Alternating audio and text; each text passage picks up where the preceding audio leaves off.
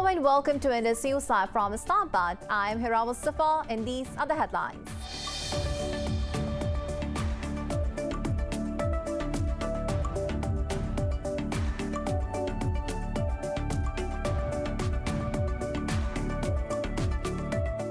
In Pakistan, the ruling party's candidate Mohammad Sadiq Sanjurani has been re-elected as the chairman of the upper house of parliament. He backed 48 votes against opposition candidate Yusuf Raza Gilani, who secured 42 votes.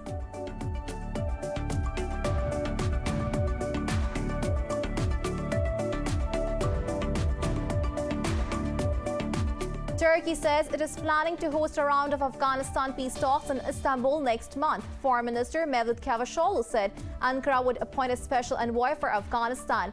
Cavusoglu's comments come after Washington proposed Ankara to host a meeting. Earlier, Russia also announced to hold a conference on Afghanistan in Moscow later this month.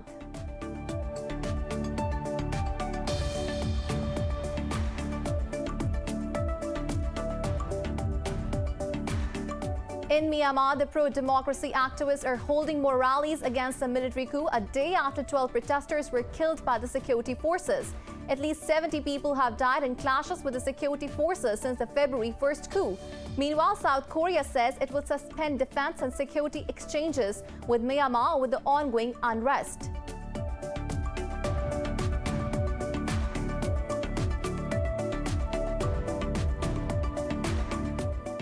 Thailand has become the latest country to suspend the use of AstraZeneca vaccine against the coronavirus. It comes a day after several countries, including Denmark and Norway, suspended the use of the vaccine over blood clot fears.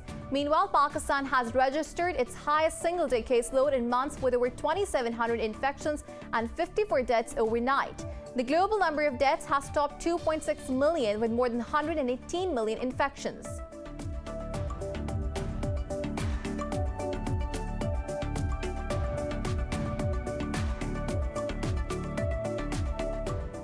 And in sports, the Pakistan Cricket Board has announced a squad for the upcoming tours of South Africa and Zimbabwe. Players will depart for Johannesburg on the 26th of March for the three one-day internationals and 4 2020 internationals against South Africa. They will then fly to Bulawayo on the 17th of April for 3 2020 internationals and 2 tests against Zimbabwe.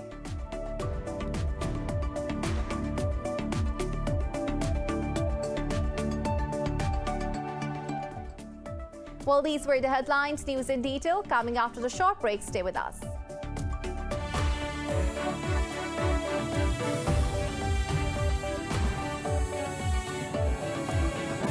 Welcome back. Now, the news in detail. In Pakistan, the ruling party's candidate, Mohammad Sadiq Sanjurani, has been re-elected as the chairman of the upper house of parliament. He backed 48 votes against opposition candidate Yusuf Raza Gilani, who secured 42 votes. 7 votes cast in the favor of Gilani were rejected because stamps were not placed on the ballot paper correctly. Sanjurani was later sworn in as the chairman of the Senate. Before the start of the polling, 48 newly elected senators also took oath. Pakistan says India's inhuman military siege on occupied Jammu and Kashmir has caused a $3 billion loss to civilians. Pakistan's envoy Munir Akram says the coercive actions of Indian troops in the disputed territory violate UN resolutions. In a statement at the UN Security Council, Akram said there has been a communications blackout in the valley for nearly 600 days. He said shoot-at-sight curfews and the severing of all transport links prevent Kashmiri farmers from reaching their lands. Akram added this has caused acute food shortages in the occupied Kashmir. He urged India to uphold the Council's resolution, which guarantees people living under the foreign occupation control over economic activities. In Nigeria, 180 students have been rescued after gunmen stormed a college in the Kaduna state and kidnapped over 200 people. Officials say 30 students are still missing. They say female students were also among those kidnapped. This abduction is the latest in a string of similar kidnapping cases within the last few weeks. Nearly 300 schoolboys were freed after being abducted from their school in Zamfara. At least 42 people were abducted from a state-run school last month in Niger and later released. Over 300 schoolboys were taken and later freed in December. Turkey says it is planning to host a round of Afghanistan peace talks in Istanbul in April. Foreign Minister Mevlut Cavusoglu said Ankara would appoint a special envoy for Afghanistan. Cavusoglu said Turkey had previously been asked by Afghan officials, the Taliban and the negotiating team to host talks. He said this is not an alternative to the Doha process and Turkey will carry this out in coordination with Qatar. Cavusoglu's comments come after the U.S. shared a draft peace plan with Afghan officials, Taliban leaders and others. Earlier, Russia also announced to hold a conference on Afghanistan in Moscow later this month. Moscow has invited the U.S., China, Pakistan, the Afghan government and the Taliban for the meeting. In Myanmar, the pro-democracy activists are holding more rallies across the country against the military coup. It comes a day after a rights group says security forces killed 12 protesters in different cities. The UN human rights investigators said the military has killed at least 70 people and detained 2,000 since the February 1st coup. Meanwhile, Aung San Suu Kyi's lawyer has dismissed junta's allegations of receiving over $600,000 and gold as bribery. In a statement, her lawyer termed the accusations the most hilarious joke. In another development, South Korea said it will suspend defense and security exchanges with Myanmar over the unrest. Moreover, the British government has urged its citizens to leave Myanmar unless there is an urgent need to stay. China has warned the United States to stop meddling in its internal affairs, including Hong Kong. At a news conference, Foreign Ministry spokesman Zhao Lijian said China will safeguard its interests. The statement comes ahead of talks between Chinese and U.S. officials in Alaska next week. This will be the first ever high-level contact since the new U.S. administration took office. Today, U.S. President Joe Biden will hold a summit with Australia, India and Japan with special focus on China. The U.S. says some hopeful progress has been made towards achieving a ceasefire in Yemen. In a statement, the U.S. State Department said more commitment is still needed from the warring parties in Yemen. It said U.S. Special Envoy Tim King has visited Saudi Arabia and Oman in a UN-coordinated effort to push for a truce in Yemen. It added King and UN Special Envoy are committed to working to push the parties to negotiate under the UN proposed plan. The State Department said Houthis must end their offensive on Marib and the cross-border attacks against Saudi Arabia. Riyadh says it seeks a negotiated resolution to Yemen conflict, with Houthis have intensified missile and drone strikes on civilian targets. The U.S. says it is reviewing the measures to advance the process of a political settlement in Syria in consultations with the UN and allies. In a press briefing, State Department spokesperson Ned Price said the U.S. continues to promote a political settlement to end the conflict. However, Price said the Syrian government must change its behavior for a sustainable end to the conflict. Syrian President Bashar al-Assad has done nothing to restore his legitimacy. Price also ruled out normalizing ties with Damascus anytime soon. Price's remarks have come just a day after Russia, Turkey and Qatar held talks in Doha to promote a political solution to the Syrian conflict. The U.S. says it has discussed concerns about Iran with Israel during the first virtual meeting of a bilateral strategic group. White House spokesperson says National Security Advisor Jake Sullivan and his Israeli counterpart Meir Ben-Shabbat headed the delegations. Spokesperson Emily Horn said the two sides share perspectives on regional security issues of mutual interest and concern. In a statement, she said the leaders expressed their common determination to confront the challenges and threats facing the region. Horn said the National Security Advisors agreed on the importance of strategic interagency consultations. She added Sullivan pledged to continue to these engagements. Hamas says 3 Palestinian fishermen who died in an offshore blast had encountered an explosive-laden Israeli drone. Hamas said the drone had fallen into the sea and blew up in fishermen's nets in southern Gaza. In a statement, it said Israeli occupation forces are fully responsible for the deaths. It said the drone has been in the water since an Israeli attack on a Palestinian naval craft last month. It also called on rights groups to prosecute the Israeli authorities in international courts for their crimes against the Palestinian people. The U.S. says President Joe Biden is deeply concerned and highly engaged on the humanitarian situation in Ethiopia. White House spokesperson says the U.S. has repeatedly demanded an international probe into reports of human rights abuses in Tigray. Spokesperson Jen Psaki said President has engaged Addis Ababa on the importance of ending violence. In a press conference, she said Washington has reiterated that current situation in Ethiopia is unacceptable. This has come a day after the Secretary of State condemned ethnic cleansing in Tigray and called for the withdrawal of foreign forces. Human rights agencies claim that their army and rebels committed several war crimes in Tigray region during a brief conflict in 2020. In Brazil, COVID-19 has claimed more than 2,200 lives for the second day in a row, raising the death toll to over 272,000. Meanwhile, Thailand has become the latest country to suspend the use of AstraZeneca vaccine against coronavirus. The global number of deaths has topped 2.6 million with more than 118 million infections. Details in the following report. COVID-19 vaccine rollout has exposed in the most blatant ways the stark divide between the developed and the developing world. An investigation shows that Pfizer employed high-level bullying against at least 2 Latin American nations during talks to acquire vaccines. This comes as the fresh outbreak spirals out of control in Brazil, forcing its most populous state, Sao Paulo, to declare a 2-week emergency shutdown. Meanwhile, U.S. President Joe Biden has signed a $1.9 trillion economic relief bill into law. Biden says his goal of administering 100 million vaccines in the first 100 days will be achieved on just the 60th day of his presidency. This country will be vaccinated soon. Our economy will be on the mend. Our kids will be back in school. And we'll have proven once again that this country can do anything, hard things, big things, important things. In Europe, Portugal has extended a state of emergency until the end of March as the government geared up to unveil a long-awaited plan to gradually lift the strict lockdown. Amid the lagging rollout, EU expanded its list of approved vaccines to 4 options with the addition of Johnson & Johnson's single-shot vaccine. European Union's medicines regulator says there's no indication that the vaccine is linked to an increased risk of blood clots. Canada, Australia, France, and Germany have also spoken in favor of the AstraZeneca after 10 countries banned it over safety issues.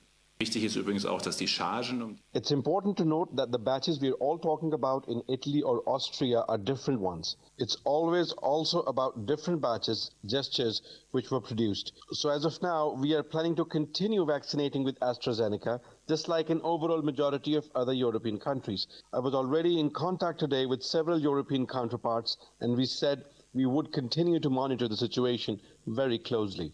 South Korea says it will extend social distancing rules with a ban on private gatherings of more than 4 people in a bid to stamp out the possibility of a 4th wave of infections. Meanwhile, New Zealand's largest city, Auckland, has lifted all remaining restrictions after no locally transmitted cases were reported for 2 weeks. Pakistan has registered its highest single-day COVID-19 cases in months with over 2,700 infections. The health ministry says the virus claimed 54 lives overnight, pushing the death toll to 13,430. The ministry said the infection tally has crossed the 600,000 mark, out of which 568,000 have recovered. It said the number of active cases in the country is nearly 19,000. The ministry added over 1,700 patients are in critical condition. 6 miners have died in a blast at a coal mine in Pakistan's southwestern province of Balochistan. Officials said 8 miners got trapped 1,000 feet underground when accumulating methane gas exploded at the coal field in Marwar. An official said the rescue team retrieved the dead bodies. Authorities said the mine has been closed and an inquiry into the incident has been ordered. According to an official, 102 coal miners have been killed in Balochistan in 72 different incidents in the past year. And now it's time to take a short break. Stay with us.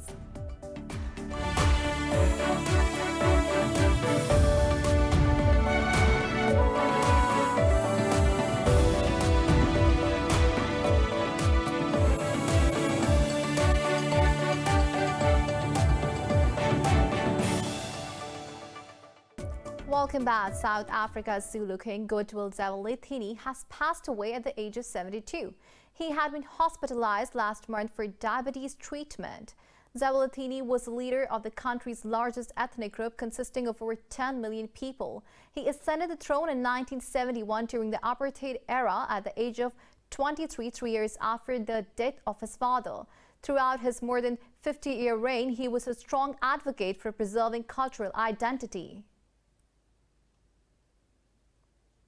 At least 11 people have died in an accident on a highway in the northern Mexican state of Nuevo Leon. The state government says 7 others were injured in the collision between a diesel tanker truck and a passenger bus. The Nuevo Leon Civil Protection Directorate said the tanker caught fire while the bus overturned after the crash. In a statement, the agency said the driver of the tanker was not found at the scene. It said an investigation is underway to locate the driver. More than a dozen people are missing in a series of wildfires in Argentina. Country's national news agency says authorities believe the blazes were intentionally set, most likely in connection with a local conflict. The fires were burning in several spots in Patagonia region known as the 42nd parallel. Interior Minister Vado Di Pedro says the outbreaks were started simultaneously in different locations. In Chubut province, around 250 homes are believed to have been damaged, many of them completely destroyed. State Governor Mariano Arcioni asked the National Security Ministry for help in controlling the fire. Authorities say 7 people were injured, at least one of them seriously injured.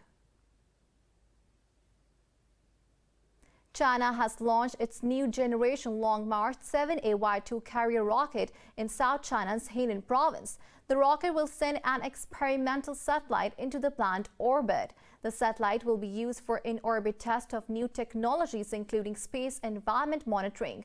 The Xinjiang Satellite Launch Center termed the mission as an absolute success. The rocket will be the first type of high-orbit carrier rocket which will carry out multiple subsequent missions. This is the 362nd flight mission of the Long March rocket series. In Benin, French artist Kylian Legros has painted 2 giant interlaced hands on the ground of a local beach. The painting is a part of his Beyond Walls project that features the longest human chain in the world. Details in the following report. As waves were hitting the shore of Benin Beach, residents of Ouda village gathered around and observed the artist in wonder. Their curiosity came to a positive end after strokes of paint formed into 2 giant interlaced hands on the ground. Legros, who is famously known as Sepe, says the intertwined hands are a symbol of kindness and goodwill. The renowned street artist is known for his monumental frescoes made with biodegradable paint on lawns and beaches across the globe. He arrived at Ouda to finish the 10th step of Beyond Walls project, which started in 2019 and Champs-Élysées in Paris. Even though his paintings of hands look very similar in 10 locations, each of them has elements from local culture and history. Creating a human chain of hands around the globe represents unity, mutual aid, and common effort beyond geographical constraints. After almost 2 years, Sepe has visited 3 continents and painted 37 pairs of hands. Rising lava in Mount Nyiragongo and empty coffers have left volcano watchers worried in eastern Congo. The Goma Volcano Observatory says the readings are crucial to early warnings of eruption, but without funds, they are struggling to make even basic checks. More in this report. The world's largest continually active lava lake spits and froths, lighting up the dusky sky and coughing up a slow series of staccato blasts. In the nearby city of Goma, 250 people had died and 120,000 were made homeless in 2002's lava eruption.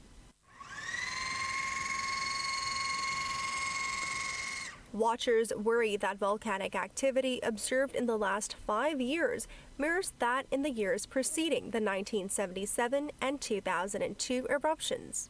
Analyst Honori Siraba says the volcano's crater has once again filled with magma. He fears a bigger disaster if an earthquake were to cause a fracture in the flank of the volcano. If we don't do it regularly, we won't know where the crater is expanding. The more magma that goes up into the crater, the more the crater expands. We need to know exactly where that is. since even if the crater, as you can see, is already 1.03 kilometers, it is possible that it is expanding on the other side. We have to know by how much it's expanding. Siraba says they have to continuously check the volcano's reading to predict a possible eruption. But ever since the World Bank declined to renew a $2 million funding program amid embezzlement allegations, Siraba and his colleagues at the Goma Volcano Observatory have been unable to pay for an internet connection to run remote sensors and fuel to transport researchers to the volcano. We are very curious to see whether the Naira Gongo that erupted in 2002 will erupt again.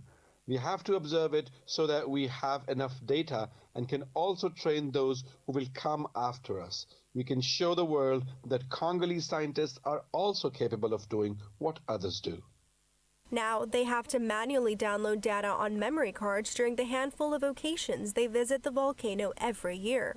The World Bank said the observatory lacked experience and there was weakness in implementing such a grant. Goma was partially buried 19 years ago, but now has expanded towards the volcano. Its population is estimated to have tripled, around 1.5 million, and could make an eruption deadlier. The Greek capital of Athens has presented a unique solution to pollution and heat caused by overcrowding. Authorities have constructed bite-sized parks, transforming small unused city plots ridden with garbage and weeds. This report has more. Tucked between rows of towering apartment blocks on an Athens street, a small strip of green disrupts the surrounding concrete jungle. A few trees, plants, and a park bench fitted into as little as 100 square meters offers a bit of breathing space. Locals say such places create new reference points inside the city where people can congregate.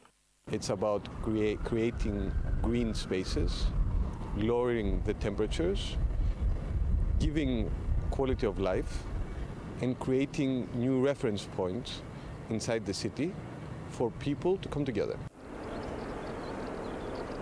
Cradled within mountains, the Athens basin can be stifling during heat waves, when no northern trade winds are blowing, trapping heat and pollutants within. In a bid to limit vehicles, the city is closing lanes on main arteries and opening bike lanes and pedestrian walks with greenery. Featuring various species of trees and plants, pocket parks can also hinder residents from using their cars to travel to a regular park. It is very nice to allow us to breathe a little, because the way we are living here, especially in this city, we are suffocating. So it's good and will be a good initiative to allow us to breathe a bit. Experts say such projects are needed since the impacts of climate change are expected to exacerbate the problem. The benefits of these urban spaces have been seen in cities such as New York and London.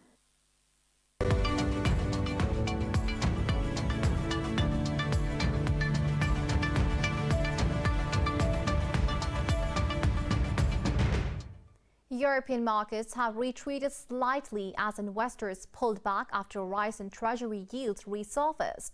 Frankfurt's DAX is leading the losses, tipping over 0.5%.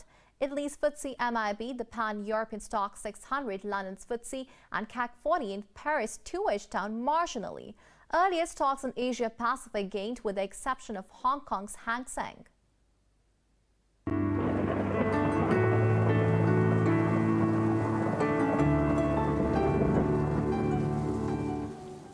Now it's time to have a look at the weather update across the globe.